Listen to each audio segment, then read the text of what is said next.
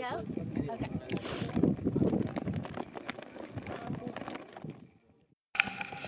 Okay, hi everyone. So, it's Michaela finally. It's been a while since I've done a video blog, but I just had a few things that I like to address. So far, it's been crazy awesome these past almost 2 months in Glasgow. Just a lot of traveling, a lot of classes, but it's been good. And so far, Glasgow's been getting colder, wetter, and darker earlier. Even today, 6:30 felt like 8:30 p.m. because it just got darker earlier. For the California friends, Nina and I are still doing good. Um, Really, it's not even the cold weather that's difficult to deal with. It's just that there's this transition that you have to do going from place to place. And that's actually the hardest part. So I'll leave my nice, warm, fifth floor flat to go outside and be struck by wind. Sometimes it's cold, sometimes it's wet, sometimes it's raining, usually around like 45 degrees Fahrenheit in the mornings. And say like on Mondays, I'll walk to the infirmary with Nina. And so by the time we get there, we're pretty warm because we've been walking all the way over there. And we go inside this nice warm building and it feels like a blast of warm air. So you kind of have to take off your jacket and other warm layers before you get inside just because the transition's that quick. But so far we've mastered it, kind of, and that's really the hardest part. Besides that, there's nothing to complain about with the weather so far. And we've been lucky, I have to admit. And let's see, what else is there? Oh yeah, a few people have asked about my schedule. Yes, I am here for school and I'm still getting work done. It feels like my schedule's less busy than in the States, but I know I've been doing a lot of stuff lately. I just wanted to go over a little bit of my schedule. Typically Monday we have our audiology class at the Royal Infirmary. That's for 3 hours. Here you'll see a clip of my classmates. So you have to say anything.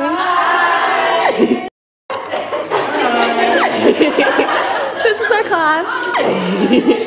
Okay, coming back. After that, I usually have errands, so I'll go grocery shopping over at Aldi, or I'll get some printing done at the library, etc., etc.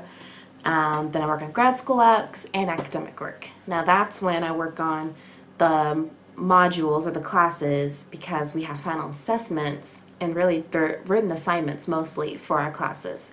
Or I'll review my notes, make them a little prettier, that type of thing. So that's Monday. It's Tuesday, I have the Speech Language and Communication Needs and Intervention course. That's for 2 hours. Usually I don't have breakfast before then, so I'll come back, fix some breakfast or lunch, get some work done, and then go to the linguistics class, which it used to be 3 to 4. Now the time is going to be switching, so it's done earlier. Again, it's 2 hours. Come back, and now this has changed because of this past weekend, but I'll go to knit night at the Yarn Cake. It's over in the West End, so I have to take the subway, get off at a few stops, and then walk there. And that usually takes Tuesday nights, or it will. I haven't gone there yet, but it will take Tuesday nights. On Wednesdays, I have linguistics for 2 hours, and then usually it's just academic work until we usually have a horseback riding lesson. It's over in Cumbernauld, which is outside of the city. It's a completely different area, so I take the train there, or just last week, I drove with another girl in my lesson group, and we're going to drive next week as well. But typically, it'll be the train over to Cumbernauld, and then it's 1 hour lesson, then I come back. And that's all through the Strathclyde Equestrian Club. Come back, get some academic work done and grad school apps. Thursday, in the morning, Speech Language and Communication Needs and Intervention. Again, 2 hours. All the classes are 2 hours long. It's been a little bit difficult to keep up with it, but it's okay because we have a break in between the hours. And with audiology, that's a 3 hour course, but we usually get 2 little 10 or 15-minute breaks in between each hour, so that's okay. And working on grad school labs afterwards and academic work really for most of the day on Thursday. And then Knitters Anonymous, we do have our weekly meetings on Thursday afternoons. Where and when specifically, I'll leave that as a secret, but anyone's welcome to join. It's open to beginners. They provide needles and yarn to borrow if you want to learn. And honestly, it's really fun just chatting with the girls.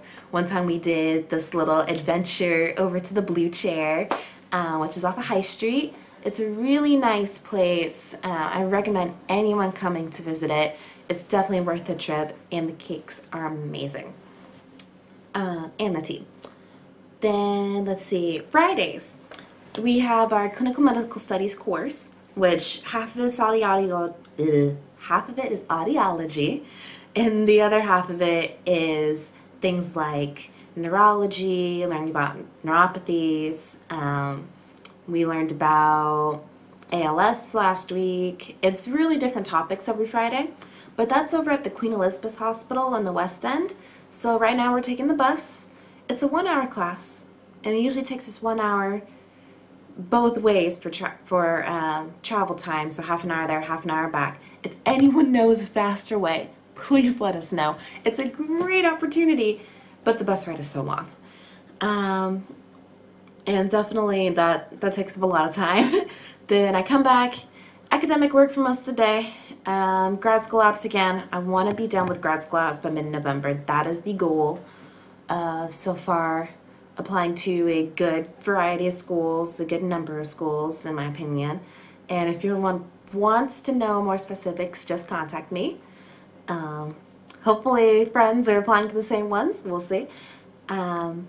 And also, Strathclyde Archery Club. They have practices 2 times a week on Wednesdays and Fridays, but I typically just go to the Friday ones from 4 to 6. And then just Friday nights, those are my chore nights. I do laundry. No one's in the laundry room a Friday night, so really it works out well. Cleaning my room, prepping for the weekend tours. That's usually a Friday night thing. Saturdays, typically a tour. Things are winding down soon, so it'll probably become another chore day or academic work day. But I really try to get the academics done during the weekday. So my weekends are really everything that you see me posting on Instagram and Facebook and on the website. Sundays, again, typically a tour. Today it's Sunday. Today I was going to take a tour, but it was canceled, so I got a little free day off, and I really didn't do much. But next time I'll be more productive and get work done, aside from these videos. And oh yes, another cool thing about this weekend on Friday and Saturday is that I went to the Yarn Cake. They had this event called the Glasgow School of Yarn. It was the 5th year anniversary. They had classes, they had a marketplace, food, tea. It was amazing. Really the best part, I can't even put a best part to it because it's definitely right at my alley. It was the best knitting and yarn event ever, in my opinion. Just a few things to talk about with that.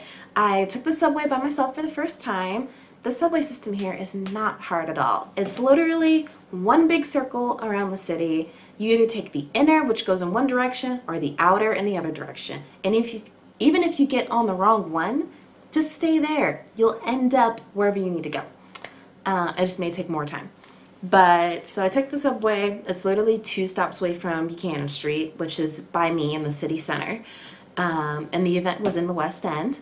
So, went there, took a 15-minute walk, and I was there. It's at the Macintosh Church. And so inside, you walk in, go to your right, there's a giant stall. It's so cool. It's actually it's a fundraiser for Doctors Without Borders. And so you can donate any amount that you'd like. You can pick up these free knitting patterns, and it supports the cause. So I definitely love that. They also had a raffle as well. And then you go through, you see the food. I had pea and potato stew with frankfurter. So good. And you go through, and it opens up into this open air room, which is the giant marketplace. Inside there are maybe, I don't know how many stalls or tables, but everyone had their own handmade wool, or they had their knitting needles, they had their stitch helpers and holders, they had so many different things to choose from. One lady, she sold cashmere wool that was actually hand spun in Afghanistan, and it was supporting the women there financially to help with their families. So I thought that really was an amazing cause. Another one, she owns a wool shop in Edinburgh. That was really nice to meet her, and she also does classes. Two people I met, they were my instructors for classes later on, so it was nice to meet them before the class. Let's see, just exploring. That first day on Friday, I had a one-on-one drum carding demo because I was the only one in the class. So awesome. It's with Jill Shepard. I definitely recommend her. She really showed me how to sort basically the wool that's sheared from a sheep. It's been dyed, but that's really it. It's been cleaned a little bit, but there's still grass and a little bit of dirt and things in there. So I took that, put it through the drum carder, and made my own roving. So that's the material that's right before it turns, or we turn or spin into yarn. So I did that on the first day, on Friday. And then in the afternoon, I did this parallel knitting class, which was, it's basically really awesome designs with multiple colors. And I learned how to layer it and make sure that's nice and stretchy. It's not too tight with the multiple colors. That was really awesome as well. And I'll definitely do more color work in the future. Let's see, another thing too, oh yeah, with the drum carding demo, I was able to take away the material and the roving that I made. So the next day, when I did spinning with a spindle, actually making my own yarn, I was able to use my roving for that and make yarn from it. That was really cool, and I'll show you more about that later.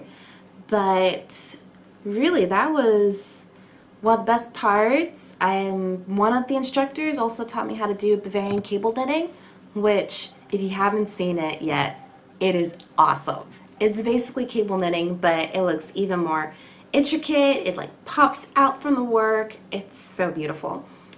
So really the only thing I didn't do in regards to the sheep's wool to the knitting process was dyeing it. That was the only thing I didn't do.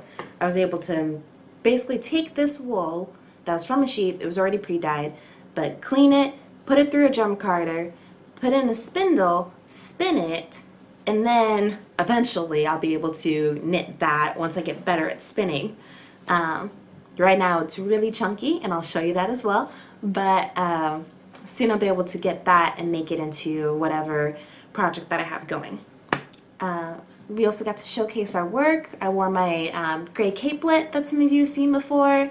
The first day I wore the pink flower petal scarf. It was really nice to see everyone's works. One woman, she was wearing this really intricate light green and pink dress. It was so cute. It must have been really time consuming. But just getting to know people and hearing their stories, looking at the patterns and different projects that we've done, that was so fun. And I definitely will have to visit the yarn cake now because I didn't spend as much as I planned to, which is good. It could have been very expensive, but I will definitely go back to the yarn cake. Hopefully I'll rent or hire a spinning wheel so I'll be able to practice more with spinning, roving into yarn, and really just hanging out. And they have knit nights on Tuesdays and Thursdays, which is why it's now in my schedule. Just adding the people on Ravelry. I really geeked out in regards to knitting and yarn this week. It was great. But so right now I can show you, I'm just working on this little sweatshirt or jumper. Okay, so here's the jumper. I'm really just working on the bottom of it now, but I can show you guys. That is what it essentially will look like in regards to the shape. It was knit from cuff to cuff, so I started here and then I ended here, and now I'm just making the bottom and the top. Hi everyone, so please don't mind the mess. This is my new stash after going to the Glasgow School of Yarn event this past weekend.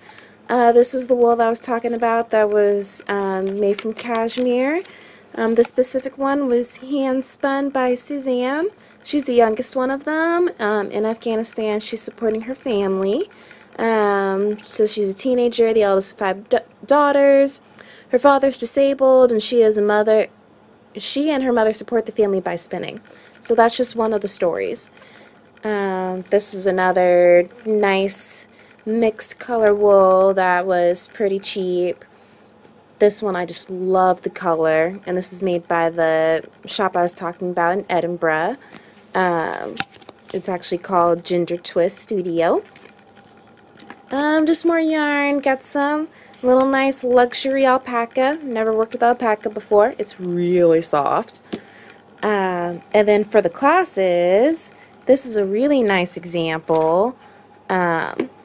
Basically, we went from these one little cable twisted together. This is Bavarian cable knitting, up to, you can see now, 2 now. It's getting thicker, a little harder to work with. And this is when we started to not use the cable needle, so we learned how to use it with and without a cable needle. And without is definitely harder, but you can do it. And then this was what we ended the class with. So now I can do any pattern or chart, and I can actually now read the charts for Bavarian cable knitting, or it's also called twisted stitch knitting. So it was really nice to learn that. One of my instructors was giving out these packs by Northern Lace 2. I got one, and they're really nice. They have some custom-made stitch markers, and I got a new measuring tape and some pins too. This is the yarn, or the wool, made by Wriggle Fingers in Shetland, and so I used this type of material, same thing. This is sheared from a sheep and dyed, and then I turned it into this. This is the roving. You can see it's just big and fluffy and puffy until you go to the next process, where you use a spindle. Take that out, and you turn it into yarn. And so that's single or 1 ply. Really not that much yet, but I could eventually turn it into 2 ply, which is what I did with my first one. My little first spun yarn. Gonna have to save it. It looks more like rope, and it is very chunky and very uneven. But I was told you have to save your first try with the spindle. So I'm definitely gonna save it. And that's just some of the things that I did at this weekend workshop. The person who taught me how to use the drop spindle also sold these. He hand dyes them himself, Mr. John Dunballum, and it's easyknits.co.uk. He was really nice as well, based in London, and his class was really nice as well. So that's a little bit of what I did there. But yeah, guys, so that's most of the video. Just let me know whatever you guys want to see. It's really been a great experience. Thank you again, everyone who's supported us so far. I'll get more feedback from Nina soon, and we'll have a dual video coming up soon. But if you guys will let us know just anything that you want us to do, or any videos, anything, just let us know, and we'll hopefully get it done for you guys. Thank you.